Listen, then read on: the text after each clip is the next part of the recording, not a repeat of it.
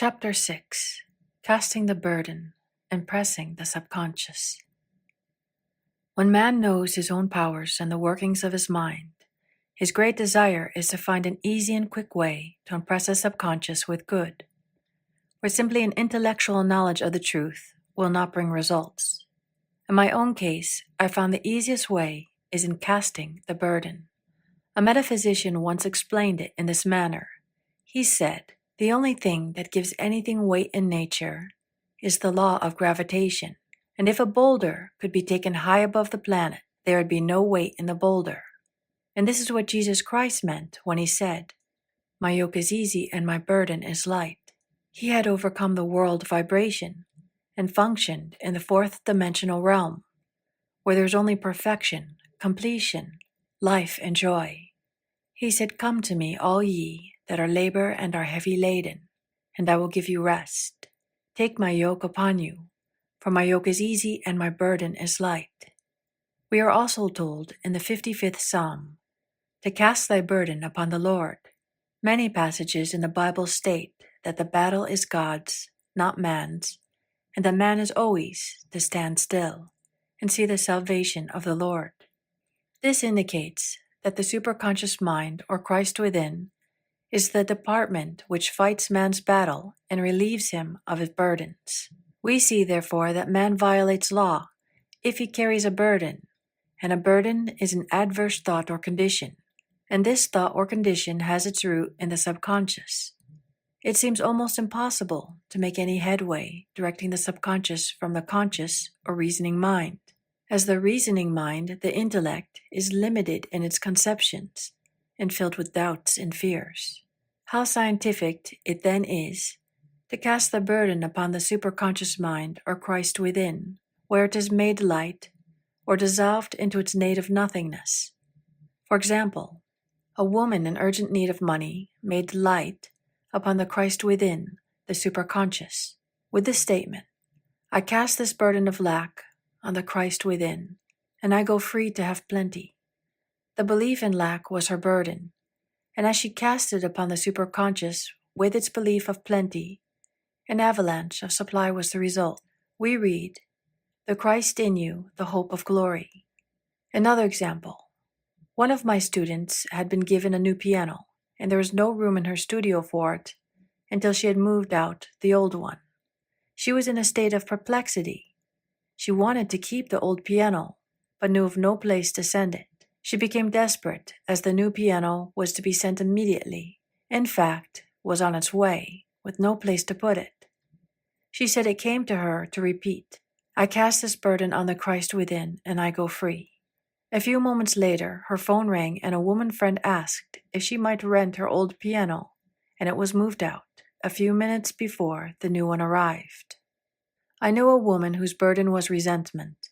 She said, "I cast this burden of resentment on the Christ within, and I go free to be loving, harmonious, and happy." The almighty superconscious flooded the subconscious with love, and her whole life was changed. For years, resentment has held her in a state of torment and imprisoned her soul, the subconscious mind.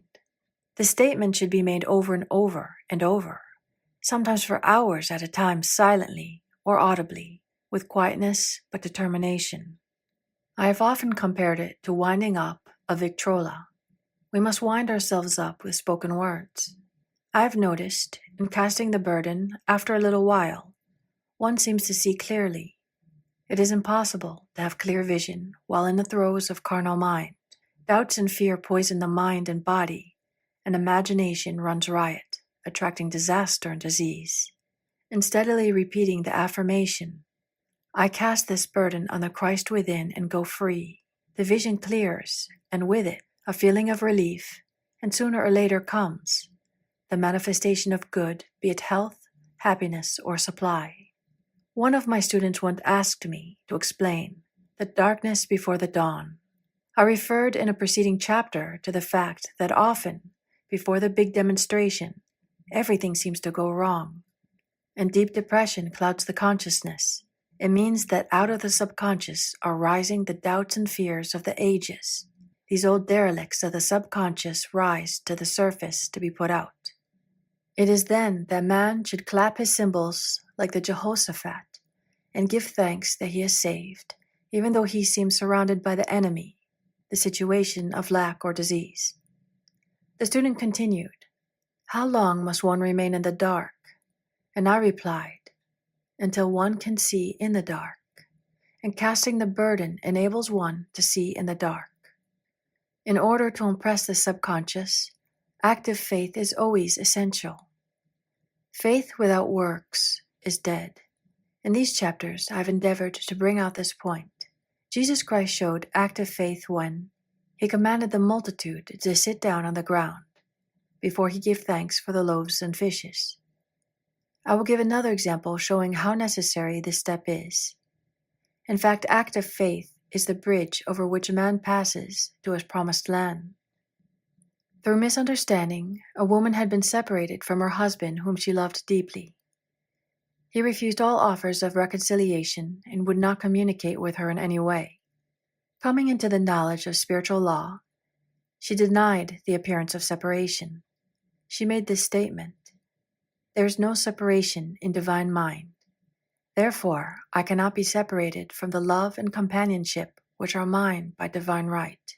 She showed active faith by arranging a place for him at the table every day, thereby impressing the subconscious with a picture of his return. Over a year passed, but she never wavered, and one day he walked in. The subconscious is often impressed through music. Music has a fourth-dimensional quality and releases the soul from imprisonment. It makes wonderful things seem possible and easy of accomplishment. I have a friend who uses her Victrola daily for this purpose. It puts her in a perfect harmony and releases the imagination. Another woman often dances while making her affirmations. The rhythm and harmony of music and motion carry her words forth with tremendous power. The student must also remember not to despise the day of small things. Invariably, before a demonstration come, signs of land. Before Columbus reached America, he saw birds and twigs, which showed him land was near. So it is with a demonstration, but often the student mistakes it for the demonstration itself and is disappointed. For example, a woman had spoken the word for a set of dishes. Not long afterwards, a friend gave her a dish which was old and cracked. She came to me and said, "Well, I asked for a set of dishes, and all I got was a cracked plate." I replied, "The plate was only a sign of land. It shows your dishes are coming. Look upon it as a bird and seaweed." And not long afterwards, the dishes came. Continually making believe impresses the subconscious.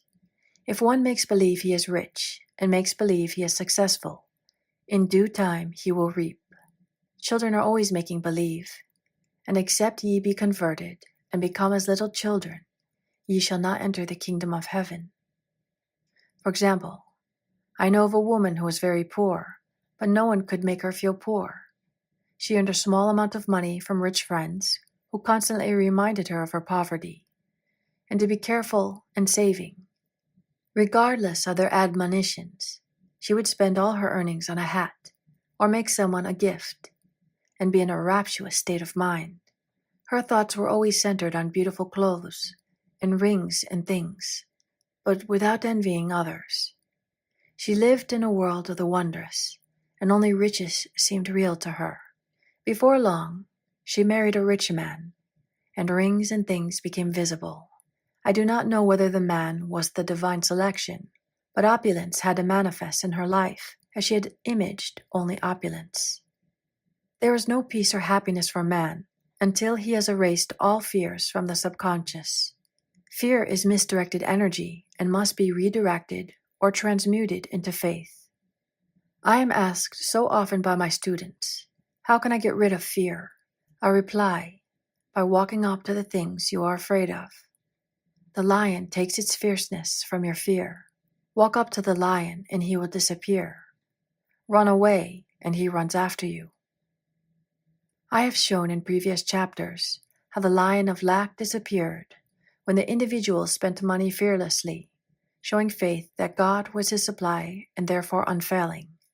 Many of my students have come out of the bondage of poverty and are now bountifully supplied. Through losing all fear of letting money go out, the subconscious is impressed with the truth that God is the giver and the gift. Therefore, as one is one with the giver, he is one with the gift. A splendid statement is, I now thank God, the giver, for God, the gift. Man has so long separated himself from his good and his supply, through thoughts of separation and lack, that sometimes it takes dynamite to dislodge these false beliefs from the subconscious, and the dynamite is a big situation. We see in the foregoing illustration how the individual was freed from his bondage by showing fearlessness. Man should always watch himself hourly to detect if his motive for action is fear or faith. Choose ye this day whom we shall serve, fear or faith. Perhaps one's fear is of personality. Then do not avoid the people feared. Be willing to meet them cheerfully, and they will either prove golden links in the chain of one's good or disappear harmoniously from one's pathway. Perhaps one's fear is of disease or germs. Then one should be fearless and undisturbed in a germ-laden situation, and he would be immune. One can only contract germs while vibrating at the same rate as the germ, and fear drags men down to the level of the germ. Of course, the disease-laden germ is the product of carnal mind, as all thought must objectify. Germs do not exist in the superconscious or divine mind, therefore are the product of man's vain imagination. In the twinkling of an eye, man's release will come when he realizes there is no power in evil. The material world will fade away, and the fourth dimensional world, the world of the wondrous, will swing into manifestation.